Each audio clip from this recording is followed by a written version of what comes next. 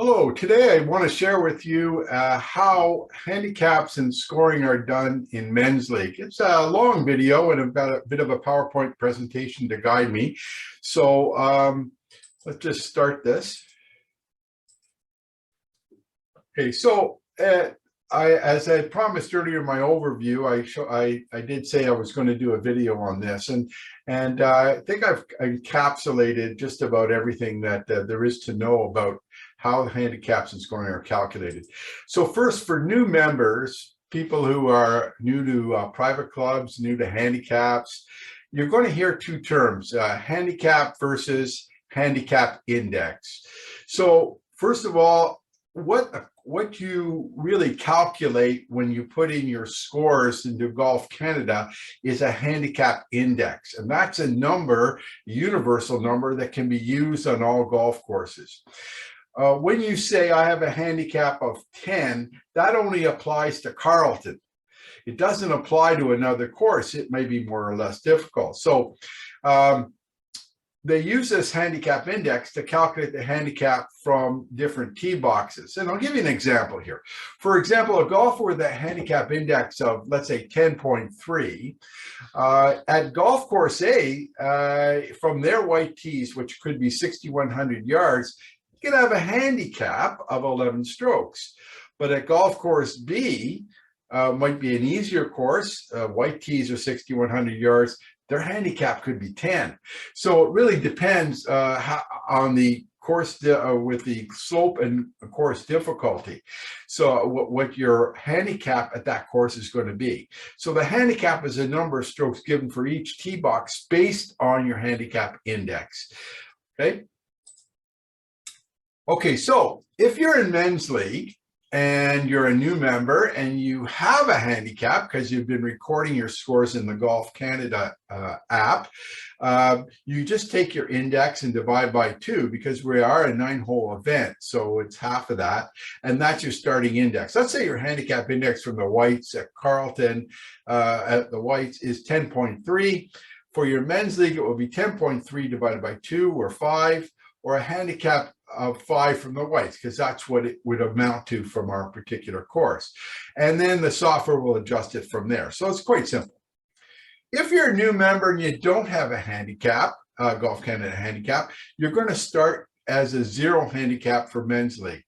But after 4 rounds, you will be given a handicap by the software, and that cap will be used for the first 4 rounds, and your points will be updated. So don't worry, you are going to be slotted in the right direction. We just want to see what your real handicap is, and software will take over any future fluctuations. And I'll give you an example where this has happened. This particular golfer, you can see on round 1, event 1, he had a 0 handicap. And after 4 rounds, these 4 rounds here, the computer assigned him a handicap of 12. I went back, and you can see in red here, I put that in. When you see something red, that means I've inserted it in. And all these point totals were adjusted. So instead of the few points he would have got here, probably 0 or 1 or 2, we got 16, 12, 17, and 18 points. And then after that person golfed a little bit longer, his gross score of 44 here netted him 22 points, which is a maximum. I'll get to that later. His handicap went up to 14.52. So that basically is what I do for new members. Now, how are handicaps calculated in men's league? Well, we're different from Golf Canada, and I'll mention here, and I'll mention it later. The Golf Canada handicap, the RCGA handicap that is universal to all of the golf courses, it has nothing to do with the men's league handicap. We are separate, we're distinct, we calculate it differently. So Golf Canada uses your best 8 of your last 20 rounds and uses what they call a world handicap system. I'll leave that up to you to figure out what that is.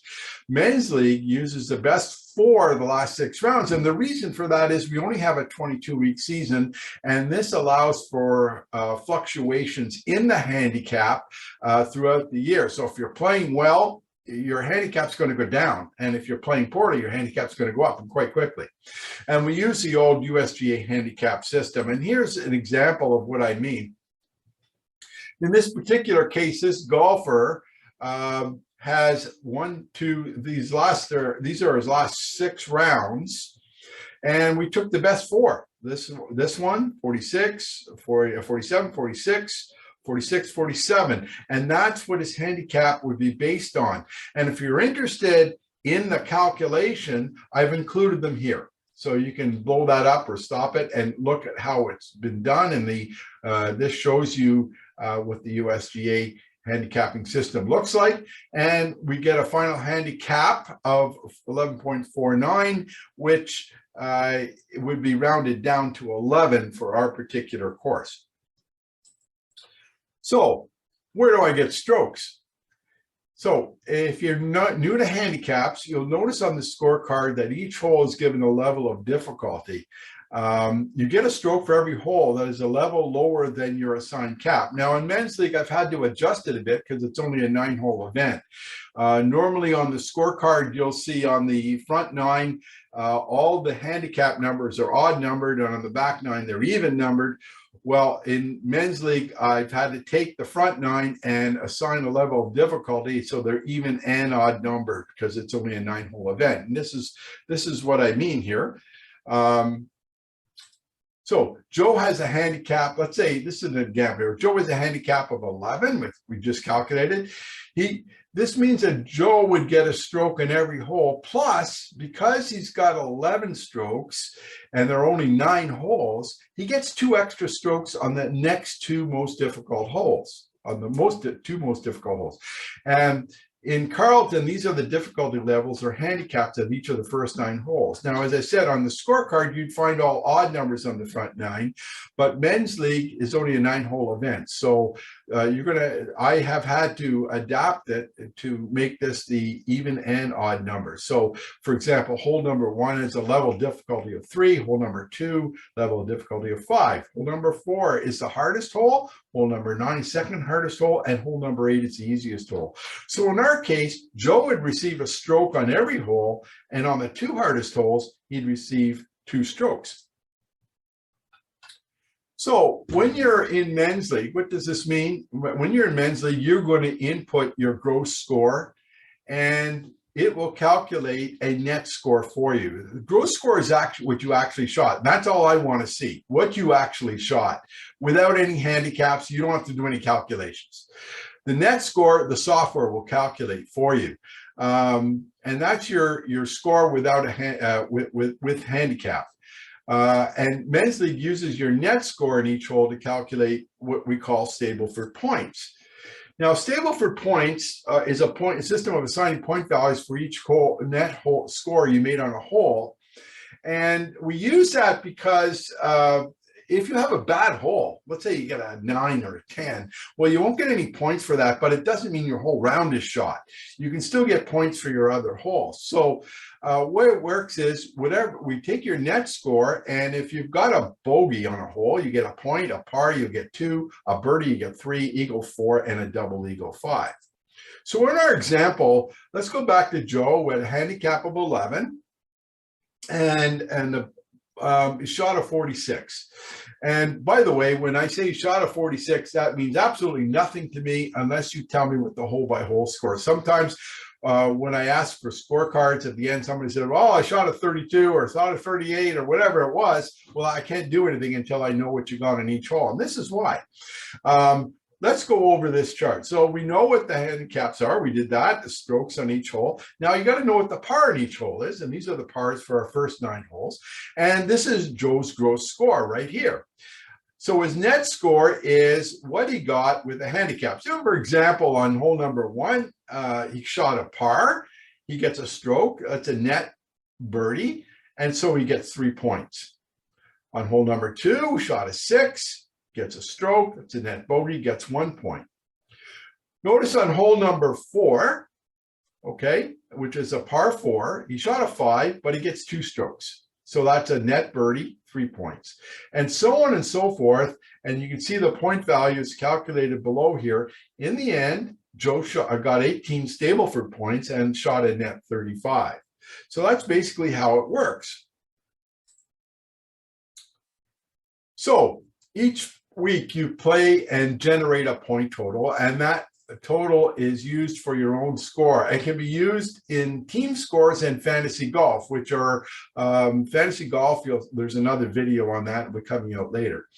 The winner of the men's league is a golfer with the highest point total of their best 12 rounds, or the best 12 scores. Okay. And since there are 22 weeks in a season, if you play all 22 weeks, the lowest 10 scores are dropped. If you play 15, the lowest 3 are dropped, and so on. We're going to only take your best 12. So you do have some play here. It's not every score that's counted. Now, I just wanted to briefly go on how team points are calculated, because every golfer is put on a 5-man team. The top 2 point totals for that week constitute the team score. For example, the following scores were recorded for Team Jones: Pete had 20, Joe 18, Sam 16, Fred 21, Ray 19. Well, you could see that Fred and Pete had the 2 highest point totals, and so the team score for that week would be 41, and that would go on to the team score. Now, the winning team actually it's a bit more complicated, because we have a playoff. We go, I think it's like 18 weeks. We take the top 16 teams with their top point totals. And by the way, it's the same. The best 12 weeks we count for the team point score.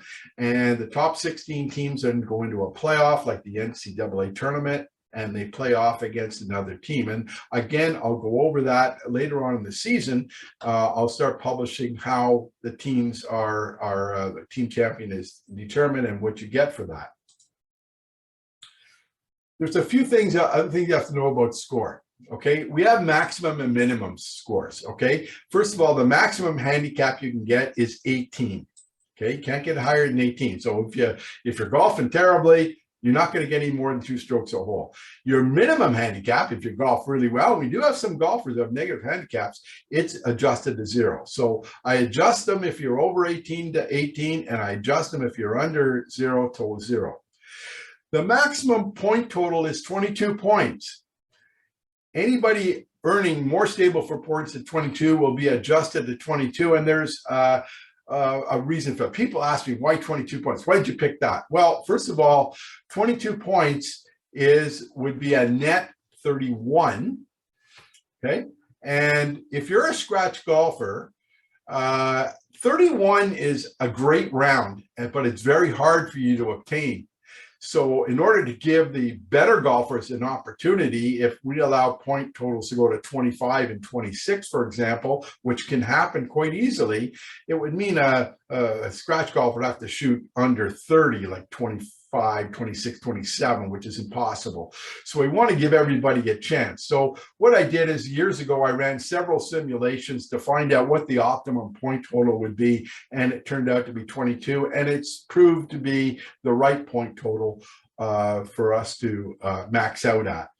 So if the maximum point total for you is 22, the maximum team point total allowed is 44. So those are maximum minimums. You should know that, because oftentimes I'll get people say, hey, I got 26 points last week. How come I only showed 22? That's why I readjust it down. Okay, the final word on handicaps. Once again, men's league handicap versus Golf Canada handicap. If you're playing in a men's league event, all you have to do is put your score in, and a handicap will be calculated. If you're in a if you want your Golf Canada handicap to be reflected on that day, suppose you play 18 holes that day, you have to enter it separately into the Golf Canada app. Okay, I don't have anything to do with that. They don't have anything to do with me. The handicaps we use in men's league are only for men's league. The Golf Canada handicaps are used for all club events. And if you're going to other clubs or whatever, you can take your index with you. So it's important you put your Golf Canada handicap in. Handicaps at private clubs, we have several events here that require a handicap. They're net events. And you'll notice on the home screen, when you sign on to the website, you'll see your name and you'll see your handicap and you'll see a percentage. And that percentage beside it is how many scores you've recorded versus how many rounds you've played. So for example, if you've signed up for 40 rounds and only put 20 scores in, your percentage would be 50%. Now, at this club, Used to be the rule. I still think it is. In order to participate in a handicapped event, you have to record 65% of your scores. You can, not record 35. Maybe you're practicing. Maybe it was rainy that day. Maybe it was cold that day. Maybe you just went out by yourself and just wanted to hit a few balls. That's fine. But in order to play in a handicapped event, like the club championship or several of the senior events or whatever event you want to play in that's handicapped, you have to have 65%. So make sure you record your score. There are some issues, not with men's league on this first one, are gimmies. Men's league has no gimmies. You have to put everything out. I'll make that clear in the do's and don'ts of men's league.